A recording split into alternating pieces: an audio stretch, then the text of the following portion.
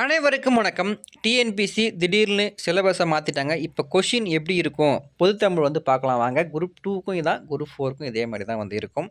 ஒன்றுமே இல்லை, ஏற்கனவே செய்யுள் உரைநடுக்கு இடையில பார்த்தீங்கன்னாக்கா இலக்கணத்தை நம்மளுக்கு அங்கங்கே கொடுத்துருப்பாங்க. இப்போ அப்படி இல்லை, இலக்கணத்தின் நடுவில் தான் பார்த்தாக்கா உரைநடை செய்யுள் இது ரெண்டுத்தையுமே கொடுக்க போகிறாங்க. செய்யுளில் மேக்ஸிமம் அந்த 17 கீழ்கணக்கு நூல் இருக்குது.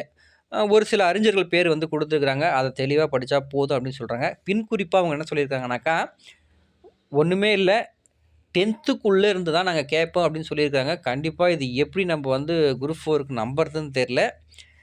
இருந்தாலும் கொஞ்சம் டவுட்டாக தான் இருக்குது. இருந்தாலும் நீங்கள் 10th வரைக்கும் தெளிவாக படிச்சுக்கங்க. 11th 12த்தும் கண்டிப்பாக படிச்சுக்கங்க. ஆனால் கொஷின் பார்த்தீங்கன்னாக்கா, அங்கே இருக்கக்கூடிய மேற்கோள் எடுத்து கேட்குற மாதிரிலாம் இல்லை. மேற்கோள்லாம் ஒன்று கூட இல்லை. மேக்ஸிமம் ஃபுல்லாகவே இலக்கணம் தான். தன்வினை, பிறவினை, கலைச்சொற்கள், மருவு, இடைக்காரர்கள் இந்த மாதிரி இருக்கக்கூடியது தான் ஃபுல்லாகவே இருக்குது. இப்போது செய்யுளையும் உரைநடையும் தெளிவாக படித்தோமோ, ஏற்கனவே படிச்சிட்டோம். இருந்தாலும் ஒரு வாட்டி பார்த்துக்கிட்டு இலக்கணத்தை அதிகமாக படிச்சிருக்க மாட்டோம். மேக்ஸிமம் கலைச்சொற்களை நம்ம படிச்சிருக்கவே மாட்டோம். இந்த வாட்டி கலைச்சொற்கள்லேருந்து தான் ஃபுல்லாமே கொஷின் நிறைய வருது.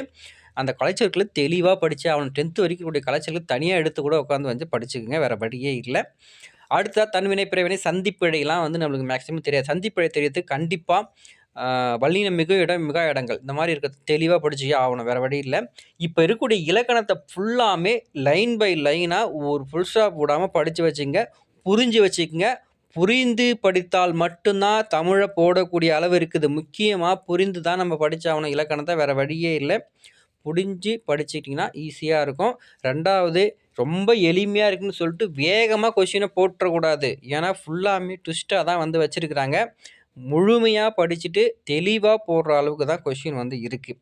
ஓகே, இப்போ எப்படி படிக்கலாம் அப்படின்னாக்கா, செய்யுள மேற்கோள்கள்லாம் எதுவும் தெரியல.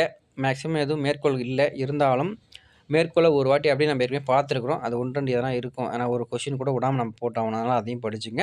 இலக்கணத்தை தெளிவாக படிச்சுங்க. வேறு வழி இல்லை. அந்த கொஷின்லாம் அப்படியே பாருங்கள். அகரவரிசை, நகரவரிசைலாம் பார்த்துங்க. மயங்கொலிப்பேகள், அந்த வேர்ச்சொல் இதே தான். ஏற்கனவே உரைநடைக்கு உள்ளே எப்படி இலக்கணம் இருந்துச்சோ இப்போது அதே மாதிரி இதுக்குள்ளே இருக்குது.